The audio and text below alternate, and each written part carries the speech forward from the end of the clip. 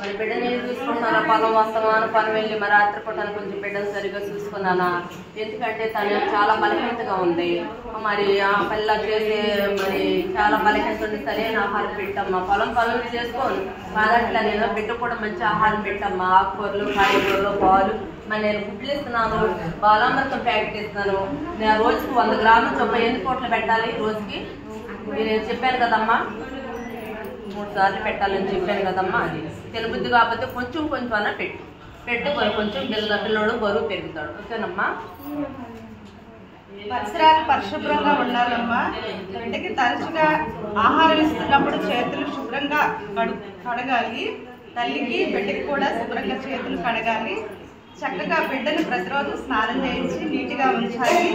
బిడ్డకి ఆకుకూరలు, బెల్లంతో తయారు చేసిన ఆహార పదార్థాలు ఎక్కువగా పెడతా ఉండాలి.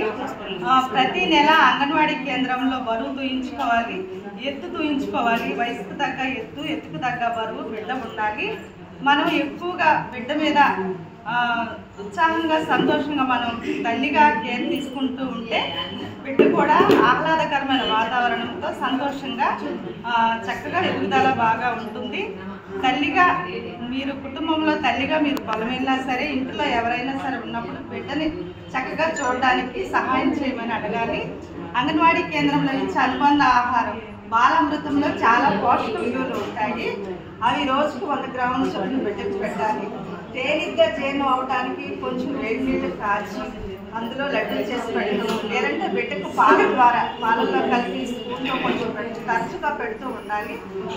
రోజుకి కొంచెంగా ఒకరోజు 1 స్పూన్ పెట్టినప్పుడు 2వ రోజు 2 స్పూన్, 3వ రోజు 3 స్పూన్ అలా పెంచుతూ పెట్టాలి. క్రమక్రమంగా ఒక్కసారే కాకుండా బిడ్డ అలా క్రమక్రమంగా తింటూ ఉంటే బిడ్డ ఎదుగుదల బాగుంటుంది, సక్రమంగా పెరుగుతుంది.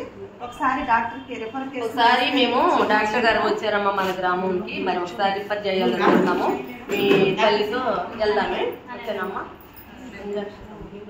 మంజాక్ష, ఒకసారి మీ పాపను తీసుకురారా. డాక్టర్ గారు వచ్చారు, మేము కూడా ఉన్నాము.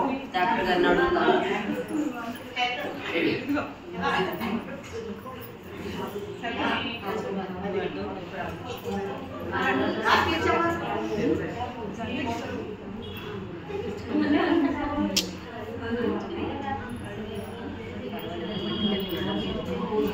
బాబు యాక్టివ్గానే ఉంటున్నాడమ్మా. పాప యాక్టివ్ అంటే హుషారుగా ఆడుకుంటున్నాడు అనుకుంటున్నాను. మట్టి కానీ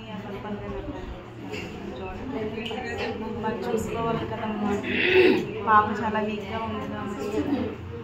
పాప అయితే చాలా వీక్గా ఉంది. నెల ఎక్కువ వేపిస్తున్నాను.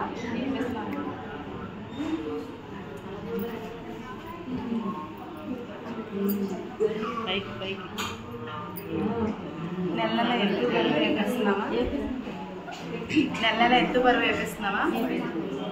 ఫుడ్ ఎలా తీసుకుంటుంది పాప? తిందంటే మీరు పెట్టడం మానేస్తున్నారు. ఇంకా గోరు చుట్టూ పిల్ల చాలా బలహీనంగా ఉందమ్మా. నేను విజయవాడ ఎన్ఆర్సీ హాస్పిటల్కి రిఫర్ చేస్తాను. మీరు అక్కడికి పాపను తీసుకువెళ్ళండి. మీకు ఫుడ్ వాళ్ళే పెడతారు. పాపకు కూడా మెడిసిన్ అవి ఇస్తా, మంచి ఫుడ్ అది పెడతారు. మీకు మనీ కూడా ఇస్తారు రోజుకని. ఒక 1 వీక్ వచ్చిన తర్వాత వారం పాపని ఎత్తు బరువు వేసి కేస్ స్టడీ బుక్లో రాసి మళ్ళీ మా దగ్గరికి తీసుకొచ్చి పాపను చూపించండి. ఎన్ఆర్సీకి రిఫర్ చేస్తున్నాం. పాపను తీసుకెళ్ళండి.